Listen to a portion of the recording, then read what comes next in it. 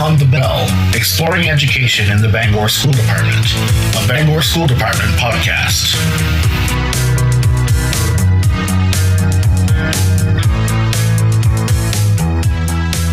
Welcome to Beyond the Bell, where we discuss important topics affecting our schools and community. I'm Superintendent Marie Robinson. And I'm School Committee Member Sara Luciano. Today we have the privilege of speaking with Tracy Willette, the Director of Parks and Rec. Welcome, Tracy. Well, thank you. Thanks for having me here today. I'm excited. This is going to be a good conversation. Tracy, thanks again for being here. We're excited to talk about the partnership between our schools and the Parks and Rec Department. Can you highlight a few of the shared infrastructures that support our community programs? Absolutely. I mean, I say often, we're in school facilities year-round, and certainly highlighting Cameron Stadium and the asset that is both to the school department and the community. We're over there from the day it opens until the day we close it down in the wintertime, and late fall, early winter. And certainly having that asset here in the community for both parks and recreation activities, school activities, and being able to bring folks from outside the community to a variety of events over there is a pretty proud moment for all of us, and certainly one that certainly highlights the collaboration that the Parks and Recreation Department and School Department have. In addition to that, as I've said many times, we're in each of the schools and using school facilities year-round. And from our summer camps, to our baton programs, to our youth basketball programs. We try to squeeze some lacrosse and wrestling and cheering in those once in a while, and certainly being at Bangor High School all day during the weekend. And again, it goes back to the pride that we have in our facilities, being able to access those facilities with you folks, and the collaboration and partnership that exists between Park and Rec staff and school staff just highlights the partnership that we share each and every day. That is an impressive collaboration. Having those shared spaces really brings our community together. It makes it easier for families to access resources and activities in a familiar environment. If a family is new to the city, how would they learn about the programs offered at Parks and Rec? The first source for us is our department website, bangorparksandrec.com. Trying to keep it simple, and it's an easy one to remember. Anytime we post a new program, or you can go there and check what we do year-round. That's the first and best place to take a look and see what we offer. We also include some of our plans that we've done over the years, and so some good information on our Parks and Rec website. Certainly, we try to keep up with our social media offerings, either Instagram or Facebook. You might see a picture of a wreath-making class that we just finished, or kids in our Kids Cave program. So certainly those sources we try to keep up with as best we can, and you can always pick up the phone the old-fashioned way and give us a call.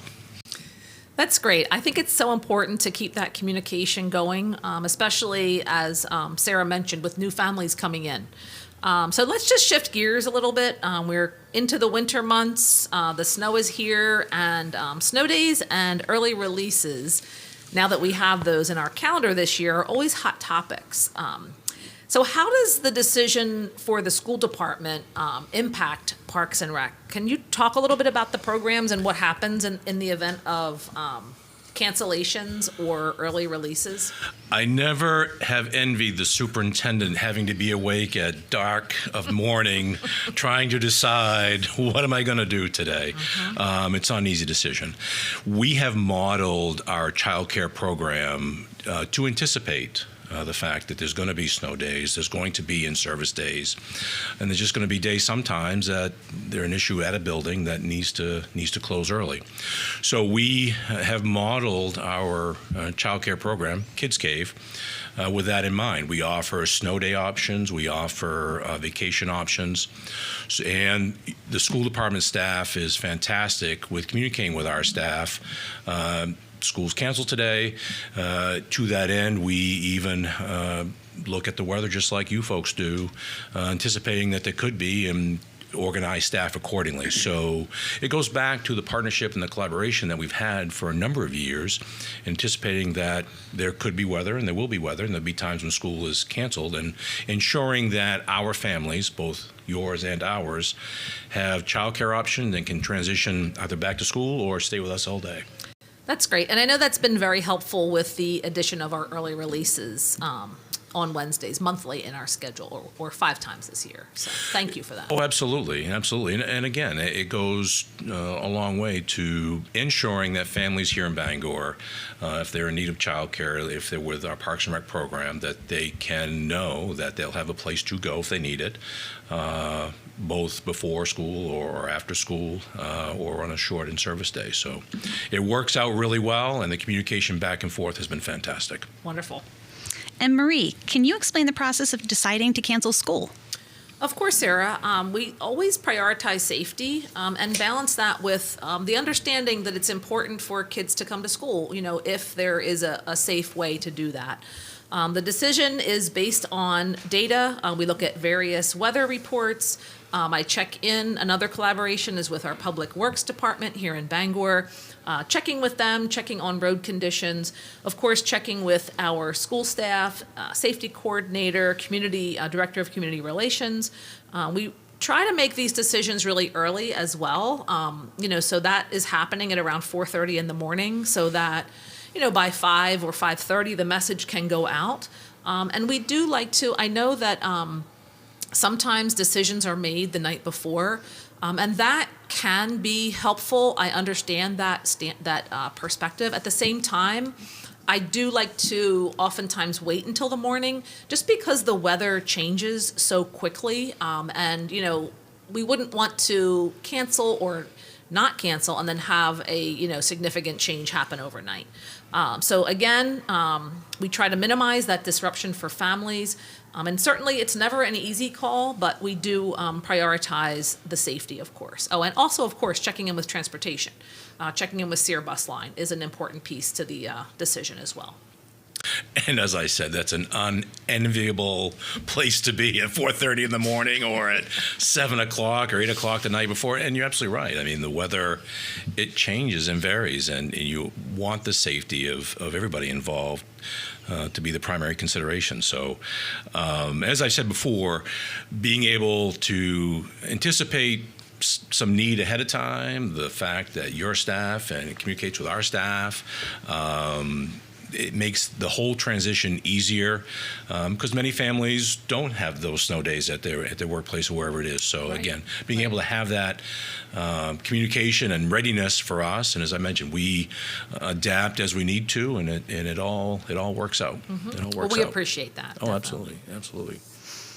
It really highlights the importance of our collaboration. When one organization makes a decision, it can ripple through the entire community.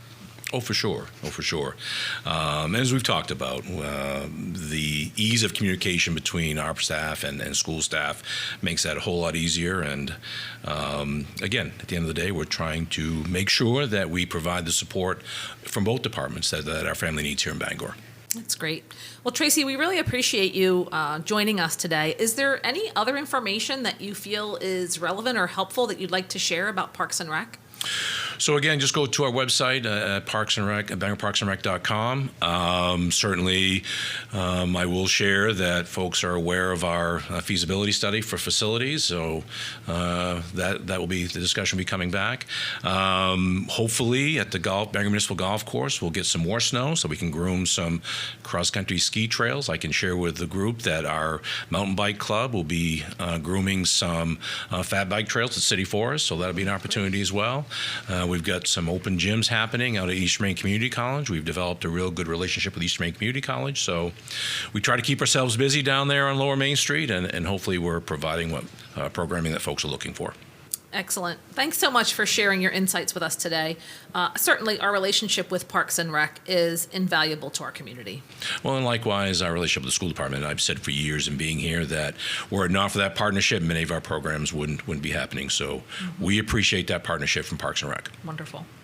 Thank you so much, Tracy. It's clear that when we work together, we can provide better resources and support our families. Absolutely. And to our listeners, thank you for tuning in to Beyond the Bell. Stay safe and connected, and we'll see you next time.